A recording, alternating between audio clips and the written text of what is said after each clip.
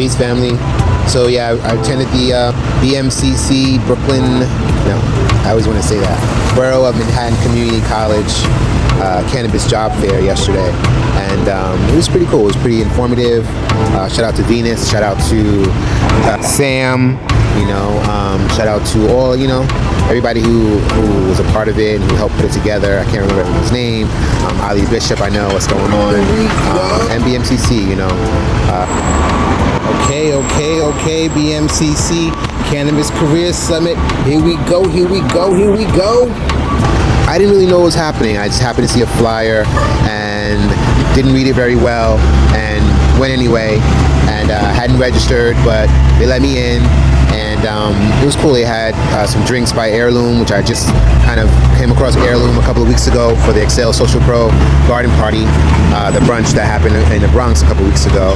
So shout out to Heirloom and shout out to Excel Social Pro. But I found out a lot of cool things, from seed to dispensary, the whole process of logging seeds in and the plants and growing the plants, and after they're grown, how they're delivered. I'm not communicating very well, but I will be better versed. Alright, so yeah, I'm at BMCC at the Cannabis Workforce and Business Development kind of like workshop con. I found out about it at the last minute, and yeah, my social anxiety was kind of kicking in a little bit. So I really talked to too many people, but people were interviewing, they brought their resumes, they knew in advance.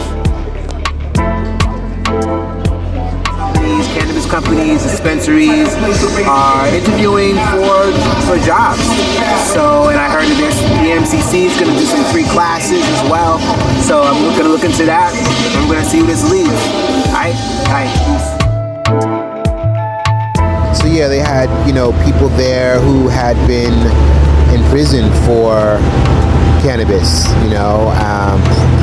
previously, and since it's been decriminalized, have now become CEOs of their own companies, have staffs and are hiring, firing, and maintaining their businesses to a certain extent, and educating the rest of us of how it can go, how it should go, giving us pointers. I appreciated that. Ancillary businesses that do not deal with the plant directly but help support the plant. I think the best example that Venus kind of said was in terms of coal mining, the people who have the picks and the shovels would be like the ancillary businesses. So supporting businesses, which was really great to find out about. I think that I would be an ancillary business. The Art of Loving Oneself would be an ancillary business. Although I would like to apply for a license, to be a dispensary or to handle the plant a certain way. So just learning about this new kind of industry and educating myself and meeting people. I saw Professor Mason that I used to actually had when I went to Medgar Evers. She was my communications professor, and she was up in there. They were doing headshots for people. So basically, you had companies, brands who would arrive, who set up tables, had their brands out, and were interviewing people, were accepting applications, accepting resumes, which I hadn't known about. If I had read the directions or if I had known about it beforehand, I would have brought a resume, but it was fine. Some people got hired right on the spot. To create a community around cannabis. Let's turn the seed from crime to community. How can we build and educate more people in this space? I paid for 3 of my managers' LLC. They now have a processor's 3 license. I told them, you work for me, but we're going to work together one day. And it's bigger than just employment, it's creating leaders. First women dispensary in Brooklyn. Okay, I got some good intro. I showed me my whole life. What drew each of you into the cannabis industry, and what was your first role? Alright, so what got me into the cannabis space, my mom was addicted to opioids, and I was like, this ain't gonna work. So I started growing in my bedroom in East New York in like the 8th room, and I put it in tablets for her, because I knew she wanted pills. It helped her sleep, it weaned her off of the pain medicine, and I said, hey, let me put this in the chamber. So now that she showered her aches and knees and her back, it helped with that. So I said, I got something here. How can I get more seniors this drug? So Legacy Legal had to take it off the street, only 20 UCD is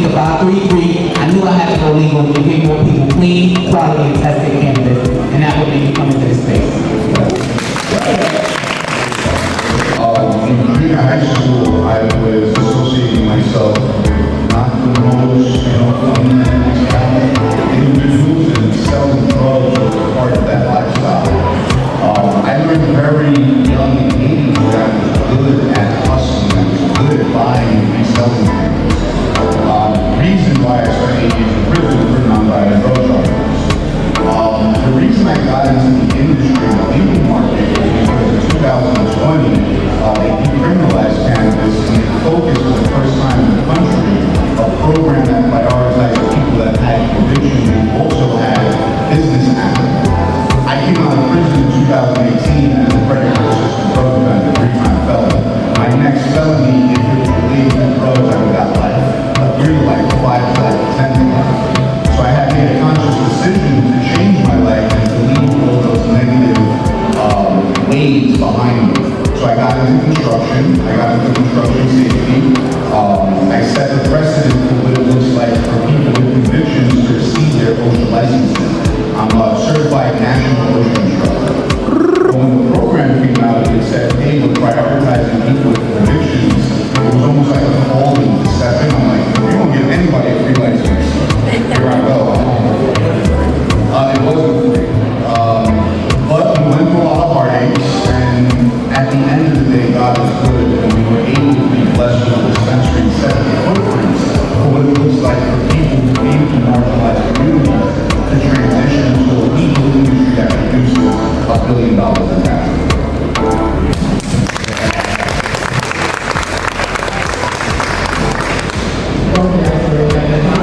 We made a conscious decision to actively get involved and be a resource for the community. How can we uplift the people in our community? How can we help them get a license or start a business in and around cannabis? And so we decided not to go the license route, but to actually start a business where we could help licensees and help the community members understand what legal cannabis means for them and how they can get involved. When we think about this industry, a lot of times we hear people say this is how we're going to create generational wealth. But what does that really mean for the community, and how can they create wealth for themselves, right? And so we wanted to be that resource, and that's the reason why I got into it, and I love what I do. But yes, it's been a part of our lifestyle. We grew up in the hood in New York. We've been in our own cannabis your whole life, right? So, thank you. Yeah, I guess so. Me, my whole life, I think, I don't know, it's probably his age, you know, and just reminds me, like, you know, the families that are coming here, like, I was going to every OCI meeting with my daughter in a carriage, you know, trying to get a license. This shit was not easy to get a license. You know, I found out I was on a journey in the same block. Well, and you know, I did 6 years, like, I used to bring in weed into Rikers Island to smoke, right? You understand? Like, going back to sell weed in Western Union and deposits on the phone. You know what I'm talking about? You get those texts from the cousin, you know, Western Union this, Western Union that. So, I mean, like, I've been in the system with weed so much, I got stopped by NYPD over 300 times. Over 300 times on my block, because I was on the corner, sleeping on the corner for 3, 4, 5 days, no sleep. Brushing my teeth on the corner selling weed. You know what I mean? Like, I was non-stop. And I feel so blessed to be the first one in my neighborhood to do this. Because I still got people from 25 years ago coming at me, silver pigs to my store to buy weed. You understand that shit? Like, that's what it is. That's a great for me. You know, I can't make this story up. You know, like, we used to be 3 blocks from where my mom still lives in a rent control apartment. From my 3 blocks where I sat on a milk crate, where the ping pong was my cell phone. The ping pong was my cell phone. Do you understand what that means? When I heard that ding, I was picking up a ping pong and people were all on the block. You know? No. Those ping pongs on the block. If you were in New York, I was a good bird. My shit was beep. Somebody's calling that phone and it was a 212 number. All right. For an underground delivery company, and they were looking for a chief human resources officer because he was really committed going from legacy to legal. So he did a lot of like lobbying work, and he had an understanding that it would become legal very soon. So he wanted to get all his things in order. He had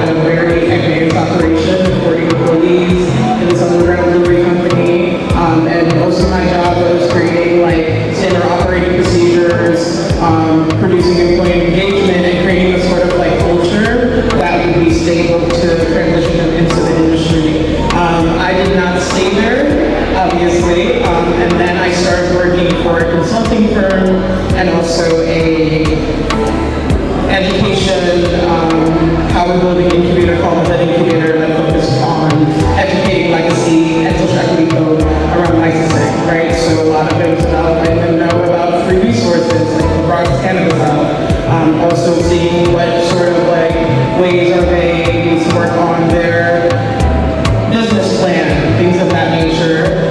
And then eventually I got here, BMCC for Cannabis Workers Business Development Program, and I have founded my own staffing agency called IOTA that I probably will talk more about later on. Yes, thank you. What was really encouraging about the whole thing was that, you know, they said basically start where you are, you know, bloom where you're planted for the most part. You know, that it's not too late, that it's the right time to kind of get into the business, and that you can transfer your skills from wherever you have been doing into the cannabis industry. I smoke weed, I sell weed, I got this. Okay, I smoke nothing too. I figured it out, he didn't figure it out. But what I didn't look at was how long was they employed? Because cannabis is new in New York, so he didn't look for you to have cannabis experience, but he could look, are you personable? Can you come to work on time? Can you hold yourself accountable? Because we're learning.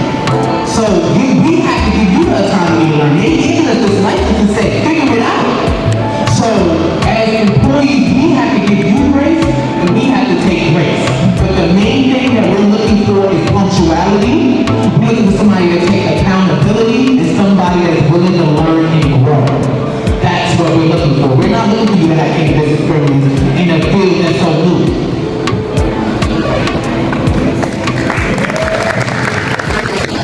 I fell into the same issue when we opened our Story location. We hired 21 employees, through cultural relevance, right? Who had cannabis experience, right? No legal experience unless you came from a legal state, but were you a grower, were you a hustler? And those are the things that we base our first tranche of employees on. What we came to find out is the complexity of the legal industry needs you to look at a larger perspective than just culture. This is a highly regulated industry, so consider it on the same basis as pharmaceuticals, as a pharmacy where you have a controlled substance. What I learned to look for is people, especially because it's retail, people who had experience in Macy's, in Bloomingdale's, at delis, things where you're interacting on a consumer basis on a daily, where you're interacting and having personal interactions with individuals, where you can get to know them and you can recommend to them the actual product that they need, not what you're just pushing. Punctuality, because it's cannabis, always is a conversation point. Because the truth is, we're talking soda, you smoke weed, you forget, right? It's the truth. I consider myself a highly active cannabis consumer. I can smoke a joint and take a meeting with the mayor. I can smoke a joint and go see a meeting and just smoke a joint and open my eye. That necessarily isn't everyone, though, and you need to learn your limitations. Professionalism, right? I don't expect you to come on an interview so nice. Yo, we love smoking weed, and that's not what we're looking for. We're looking for those individuals who have the ability to translate their passions into business. Like you said, we want to develop the next set of entrepreneurs, but you have to have the professionalism and the skills behind it for us to incubate. You can't expect us to want to incubate you if you're not giving us the proper tools also. Honestly, everything you just said, you could come in, but are you dressed professional? Are you presenting professionally? Were you on time for the interview? Are you going to be someone that's reliable? What jobs have you had? What skills are transferable that you have? Are you a people person? Do you understand retail? And if we're talking about the retail that you're getting hired for, but there are other jobs outside of retail cannabis. But you have to be someone who is going to show up. I think when you come from legacy, you're used to making your own schedule, you're used to kind of doing things on your own time, and you know, you're your own boss, and now you got to work for somebody else who's got to represent their brand. And so you have to show up, because one thing we're trying to do is break stigmas. When we're talking about the legal side of cannabis, we have to show up professionally. We don't want to keep perpetuating the same stigmas. You're high, you can't do anything, you're lazy, you eat lunches all day. You know, no, you gotta be able to sell and stuff like that. So those are the skills: reliability, professionalism. I think that's so important. Yeah. Just like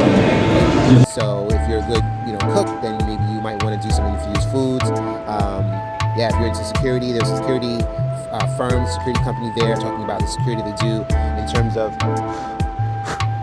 bugs, in terms of supporting dispensaries, in terms of supporting events, you know, through security. Really cool guy. I met him before in Hudson Valley at the Jenny's event. Jenny Loves Me had an event, and she used them for security, and that's the first time I had seen him. And I think that they didn't have any weapons or guns, so they must be pretty fierce dudes. But he was a really cool guy, and gave some good information in terms of, you know, ways to support the industry. Hey everyone, my name is Roy Allen. I'm the Senior Strategy and Outreach Associate at Cannabis NYC. Our office at large focuses on the New York City cannabis industry, but we're strategically placed as an agency in New York City that focuses on business services for all 5 boroughs. So our agency has over 100 programs, which I'll get into later. But we definitely have a lot of support for the ancillary business owners in the Hello. Hi everyone, my name is Forkutza. I'm with BioTrack. We are the New York State seed to sale software system. I've also been in the cannabis tech industry for over 10 years, serving in both the national US market as well as Canada. For anyone here today who is interested in software, and all the cannabis tech software components, please feel free to reach out to me. And thank you, BMCC and Venus and Esther, for organizing this today. My name is CEO and founder of Majesty Security.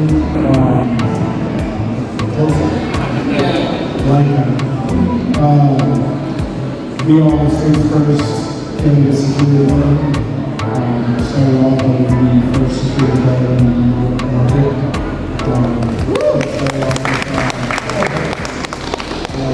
So, you know, with the previous panel, my name is Jimenez. I am the Cannabis Career Coach and Career Readiness Instructor for the Cannabis Workforce and Business Development Program here at Borough Community College. I'm also the founder and CEO of THANX Staffing.